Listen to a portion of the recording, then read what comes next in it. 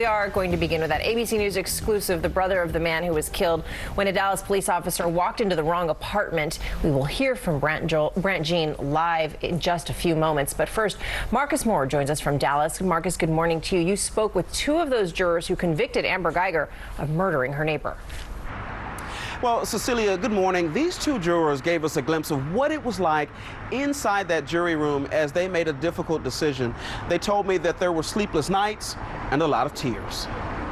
I think that was one of the hardest things I've ever had to do. This morning, two of the jurors who found former Dallas police officer Amber Geiger guilty of murdering Brandt Jean are speaking out. There's no way we can ever know what he would want, but I think we all had to make a decision that we could live with and that our conscience could be sound with. The diverse jury, made up of 8 women and 4 men, all of varying ethnicities, sentenced Amber Geiger to 10 years behind bars. These jurors telling us the decision was not an easy one. There was a lot of crying. A lot of crying. When we were told to go decide between 5 and life, that was like, we didn't have words. Prosecutors were asking for 28 years. They were. You all landed at 10. After hearing about how his family talked about him, he seemed like just the light in their lives, and he was kind and just caring and forgiving. And I told everyone, I was like, I'm really having a hard time with this because we all agree that it was a mistake, and I don't think Bo would want to take harsh vengeance. I think he would want to forgive her. And I didn't feel like I had any right to speak for him, and he isn't there to talk for himself. But listening to how people talked about him, I felt like he would forgive her. They asked for 28 years, and I'm gonna be honest and true. I was like, I can't give her 28 years.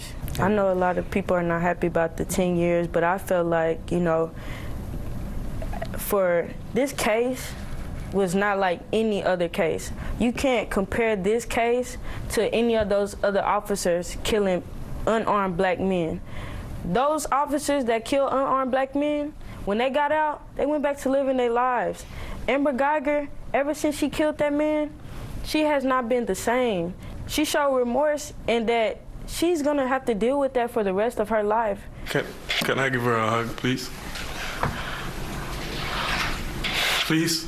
It was this moment of grace and forgiveness to Geiger from Jean's brother Brandt that has the jurors convinced they made the right decision. We found out this morning about what his brother did, and it kind of helped us feel like we ended up with the right decision. One thing that Botham can teach us all is that we should all love each other instead of hate each other. And I honestly think that if Botham would have just got shot and not killed, I think he would have forgiven Amber Geiger.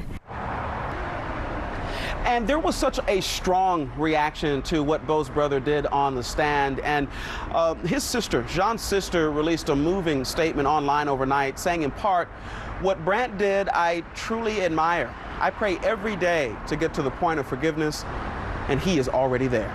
Michael?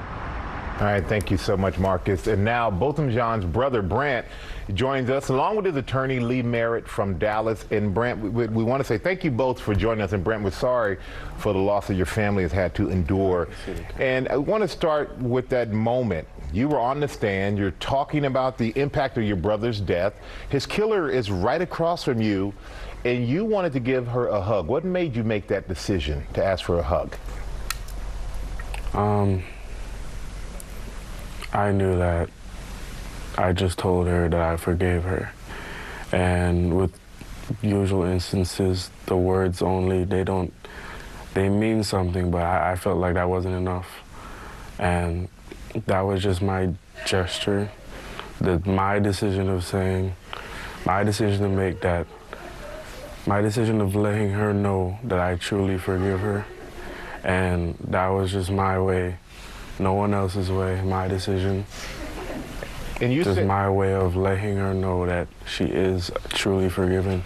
We don't know if she may commit suicide in the future. We don't know what's gonna happen. I just felt like I had to get that point across to her. And you said that your brother was a kind and compassionate man. So what do you think he would have thought of that moment? I honestly think he was for it. No, nothing else. And when you two were embracing, it looked as if you were speaking quietly to each other. Can you tell us what was said? Kind words. I can't say. And we can respect that. And there's some people who are not ready to forgive her. So what can you say to those people who are not ready to forgive Amber Guyger? Just like each and everyone has steps to get towards actually forgiving. I probably went through those faster than other people. Yeah. Some people went through it faster than me. If you are trying to forgive her, understand that she is a human being. She still deserves love. She made a mistake that she probably truly regrets. So if you want to forgive her, just understand that God forgave you. And I know that every time I ask God for forgiveness, he forgives me. So who am I to not forgive someone who asks? I waited 1 year to hear I'm sorry, and I'm grateful for that. And that's why I forgive her. And what do you hope others learn from that moment in court? Because, everyone has been talking about this moment. I think there's something there for everyone to take from it. And what do you hope that people learn from that moment? This is what you have to do to set yourself free. I didn't really plan on living the rest of my life, hating this woman. I know that there's something called peace of mind, and that's the type of stuff you need to do to have peace of mind. That is why I wake up happy in the morning. That is why I want to live happy later on in my life. And I want to bring in your family attorney, Lee Merritt. And Lee, you represent the family. And there's some mixed emotions about the hug. Yeah, there are. And, there's mixed emotions within the family itself. As Brant explained it to me this morning, it really hit home for me. He wanted not only to forgive her in words, but he wanted her to believe him. So just saying it, she may not be convinced. So he asked to give a physical display of that forgiveness so that she would be free and so that he could authentically be free. Now, everyone in that family is hurting desperately because they love both Michelle. And they won't be able to get past that hurt if they can't forgive their killer, his killer. They believe that, I believe that, and so it was an important first step. And I'm exceptionally proud of him, and he taught me something in that moment. Well, Lee, does the family feel that justice was served in this case? We believe in the legal system. We believe in the domain of the jurors.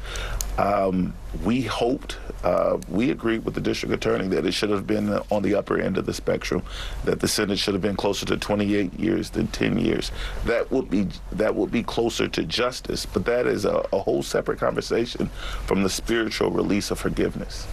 And I want to thank you both for joining us in the midst of a tough time. Brant, you got to go follow your brother's footsteps. You're going to his alma mater, Harding University. We want to wish you and your family well, young man. And Lee, thank you so much for joining us.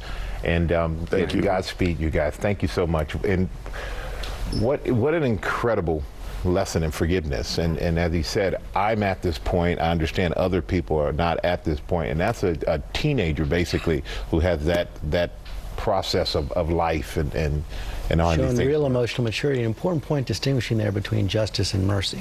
Yeah. We have a lot to learn from him. A whole bunch. Yeah.